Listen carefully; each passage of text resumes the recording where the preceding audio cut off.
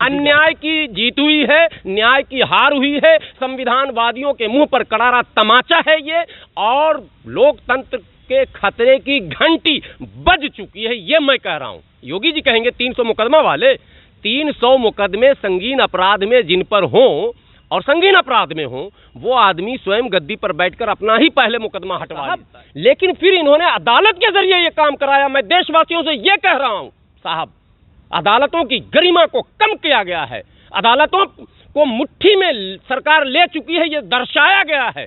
अदालतों को खरीदा जा सकता है, यह बताया गया है। जजों को माने प्रलोभन दिया जा सकता है, उनके रिटायरमेंट पर उनको पदोन्नति उनकी की जा सकती है, पदस्थापन किया जा सकता है, यह साबित किया गया। ये मैं कह रहा हूं, दिन के उजाले में लाखों की भीड़ ने बाबरी मस्जिद को किस तरह से शहीद किया, लेकिन आज के निर्णय ने भारत के संविधानवादियों को निराश जरूर किया है।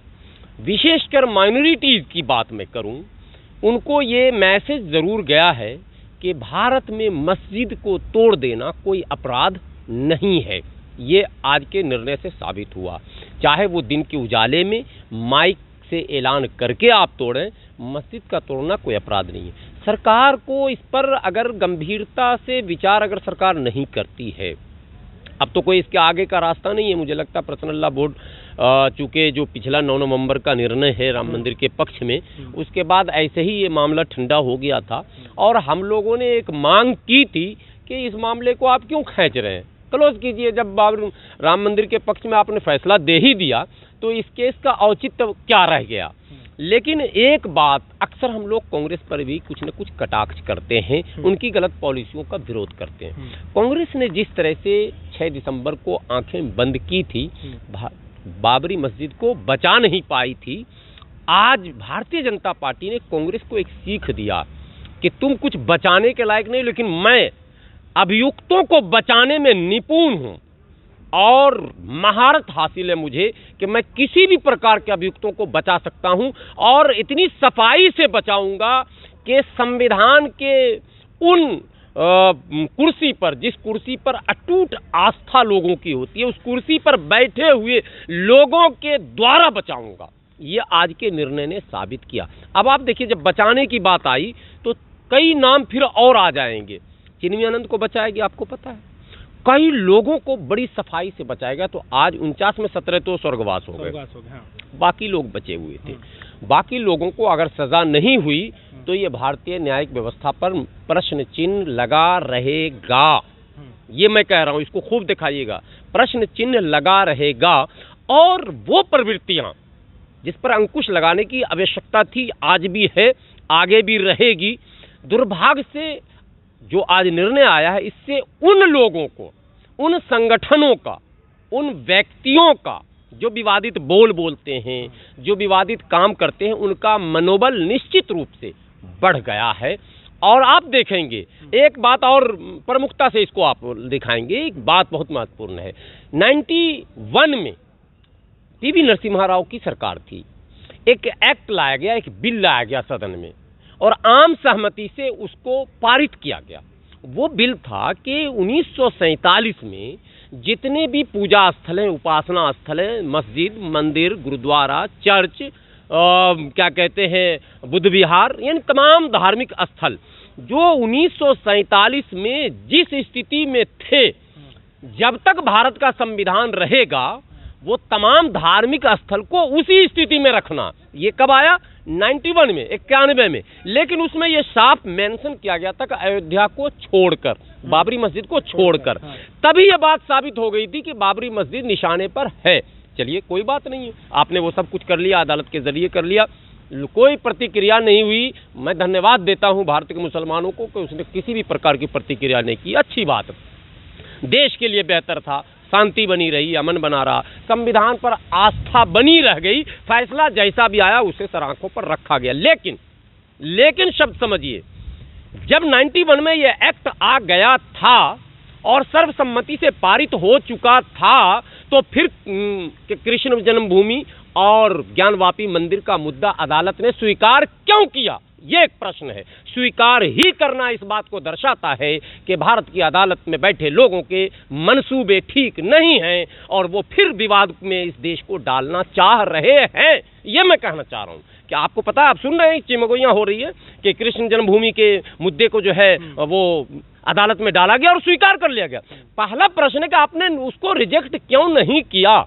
स्वीकार करने का मतलब है कि 91 के एक्ट के विरोध वो पिटीशन, जब बात साबित हो गई, दोनों सदन से पारित हुआ, राष्ट्रपति का सिग्नेचर हो गया कि ये एक्ट बन चुका है ऑलरेडी, तो जब उस एक्ट के खिलाफ कोई अगर जाता है, पीआईएल दाखिल करता है, तो अदालत का पहला रोल होता है कि उसको खारिज किया जाए। प्रथम दृष्टया उसको खारिज करना है, लेकिन स्वीकार आप करते हैं, सुनवाई करना शुरू करते हैं और पक्षों को आप नोटिस करते हैं। इसका मतलब है कि मैंने दोनों सदनों से पारित बिलों के खिलाफ भी अदालतें सुन रही हैं। तो एक पक्ष तो यह है कि अदालतें सुन रही है और दूसरा पक्ष है कि जब ट्रिपल तलाक पर मुसलमान जाता है अदालत, तो अदालत कहती है कि नहीं, तो दोनों सदन से पास है, आपका स्वीकार नहीं किया जाएगा। सीएए और एनआरसी पर जब हम अदालत जाते हैं तो अदालत ये कहती है कि ये दोनों सदन से पास है, आपका नहीं सुना जाएगा।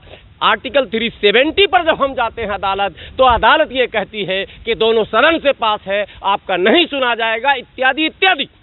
तो जब दोनों सदन से पास हुए एक्ट को अदालत ये कहती है कि यह हमसे ऊपर की चीज़ है, हम इसमें इंटरफेयर नहीं कर सकते हैं, तो आपने इस प्रेयर एक्ट के खिलाफ जो पीआईएल डाला गया उसको आपने एक्सेप्ट क्यों किया? ये अदालत से मेरा प्रश्न है।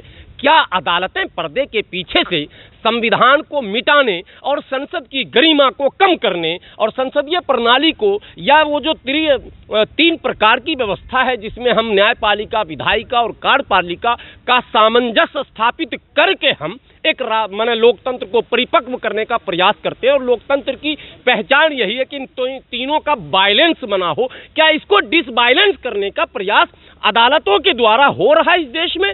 आप देखें कि बड़े बड़े अपराधियों को जमानत मिलना और छोटे छोटे लोगों को नारा लगाने के जुर्म में, प्रदर्शन करने के जुर्म में 1-1 लाख पेज का आप जो है दाखिल कर रहे हैं चार्जशीट। क्या मतलब क्या है? तो ये एक अपने आप में एक बहुत बड़ा प्रश्न है। कह रहे असामाजिक तत्वों ने वो किया था, इनका इसमें कोई लेना देना नहीं है क्योंकि साक्ष्य सबूत कुछ मिला नहीं है, तो इसको लेकर क्या कौन थे असामाजिक तत्व? कहा गया कि कैमरा झूठ नहीं बोलता है, मैं बोल रहा हूँ, शूट हो रहा है। मैं बाद में कहूँ कि मैंने ये नहीं कहा, ये मैं तो कह सकता हूँ, लेकिन कैमरा जीवन भर कहेगा कि तुमने ये बात कही। मैंने पहले आपसे कहा कि पूरी दुनिया के जितने भी चैनल्स थे, ये इंटरनेशनल इशू था, सबने उस दृश्य को दिखाया है और सारे दृश्य आज भी सुरक्षित हैं। तो वो चेहरे, लिब्राहन आयोग का गठन हो गया, वीडियोज नहीं देखे गए, साक्ष्य नहीं मिले और यूं ही नाम आ गया। लिब्राहन आयोग ने जिन नामों को चिन्हित किया उसी पर काम शुरू हुआ था, जो 28 साल लग गया। तो अब आप बुढ़ापे में, और आपको पता है कि नहीं, जिस जज ने आज ये निर्णय सुनाया है उसका आज अंतिम दिन था। दुर्भाग्य से 9 नवंबर को जिस जज ने राम मंदिर के पक्ष में फैसला दिया था उसका भी अंतिम दिन था। ये पता है, दर्शकों को पता होना चाहिए, ये भी एक खेल खेला जा रहा है। आज उस जज का रिटायरमेंट हो गया, शाम में वो घर चले जाएंगे और देखेंगे आप, वो एमएलसी या राज्यसभा में भी चले जाएंगे, वरना जज ऐसे नहीं फैसला देता। सौदा हो रहा साहब, ये मैं अब कह सकता हूं दावे के साथ कि सौदा हो रहा है। क्या डेमोक्रेसी का मजाक इस देश में ऐसे उड़ेगा? आप 9 नवंबर को ही जब आप राम मंदिर के पक्ष में आपने फैसला दिया था, तो सरकार को एक ऑर्डिनेंस लाना चाहिए था कि पिछले अयोध्या से जुड़े हुए जितने भी मामले हैं, जितने भी विवाद हैं, उसको आज के तारीख में समाप्त समझा जाए और तमाम चीज़ों को। सरकार तो इससे ऊपर है ना साहब, सदन में तो आप कुछ भी रख सकते हैं ना। आप योगी जी के 300 मुकदमे योगी जी स्वयं समाप्त करवा लेते हैं, कहीं तो पावर है। योगी जी कह रहे हैं कि न्याय की आखिर में जीत हुई है, तो काफी अन्याय की जीत हुई है, न्याय की हार हुई है। संविधानवादियों के मुंह पर करारा तमाचा है ये, और लोकतंत्र के खतरे की घंटी बज चुकी है, ये मैं कह रहा हूं। योगी जी कहेंगे 300 मुकदमा वाले, 300 मुकदमे संगीन अपराध में जिन पर हों, और संगीन अपराध में हो, वो आदमी स्वयं गद्दी पर बैठकर अपना ही पहले मुकदमा हटवा लेता है। तो ये जो आज आपने फैसला क्यों सुनाया? आपने फैसले से पहले ही मुकदमा खत्म कर देते, तब तो एक बात रहती राज में कि पर्दा न हटाओ, पर्दे में रहने दो। कहा जाता सरकार ने भाई राम मंदिर का जब फैसला आ ही गया, अब जब पक्ष में आ गया, राम मंदिर शिलान्यास भी हो गया, बन भी रहा है, भव्य बनेगा, तो आप क्यों इस पर बहस कर रहे हैं? अयोध्या से जुड़े सारे विवाद समाप्त। सरकार एक बार बोलती खत्म। आज तो सरकार जो है अकबर से भी मजबूत है। अकबर के जमाने में तो बिरबल उनको सलाह भी दिया करता था, मोदी जी तो किसी का सलाह ले भी नहीं सकते, लेते भी नहीं है। तो आज तो ये कुछ भी कह सकते थे साहब, लेकिन फिर इन्होंने अदालत के जरिए ये काम कराया। मैं देशवासियों से ये कह रहा हूं साहब, अदालतों की गरिमा को कम किया गया है, अदालतों को मुट्ठी में सरकार ले चुकी है, ये दर्शाया गया है। अदालतों को खरीदा जा सकता है, ये बताया गया है। जजों को माने प्रलोभन दिया जा सकता है, उनके रिटायरमेंट पर उनको पदोन्नति उनकी की जा सकती है, पदस्थापन किया जा सकता है, यह आज साबित किया गया। ये मैं कह रहा हूं, मैं ये असल कह रहा हूं। आप ये समझ लो, मैंने योगी जी कह देंगे कि मतलब आज न्याय की जीत हुई। नहीं, आज न्याय रो रहा है। आज संविधान और संसद की दीवारें चीख कर कह रही हैं कि किसको तुमने बैठा दिया गद्दी पर। संसद की दीवारें, आप कान लगाकर संसद की दीवारों से सुनो, और उन लोगों की आत्माएं जिन्होंने इस देश को बनाने में अपनी शहादतें दी हैं, वो तमाम महान आत्माएं बिलख बिलख कर चीख कर भारत के लोगों से कह रही हैं कि अगर इसी तरह से संविधान का गला घोंटा गया तो रोज निर्भया, आज हुआ हाथरस में है ना, आज दुनिया ने देखा ना क्या हो गया ड्रामा। एसपी कह रहे हैं कि कुछ हुआ ही नहीं था बलात्कार, एसपी कह रहा है कि घटना ही नहीं घटी थी, घटना ही नहीं घटी थी, इतनी बड़ी घटना को आप कह रहे हैं घटी ही नहीं थी। तो यहाँ मैं ये कहना चाहता हूँ देश के लोगों से, संवैधानिक व्यवस्था को बचाने के लिए आर पार की लड़ाई लड़ने के लिए आपको मैदान में आना पड़ेगा।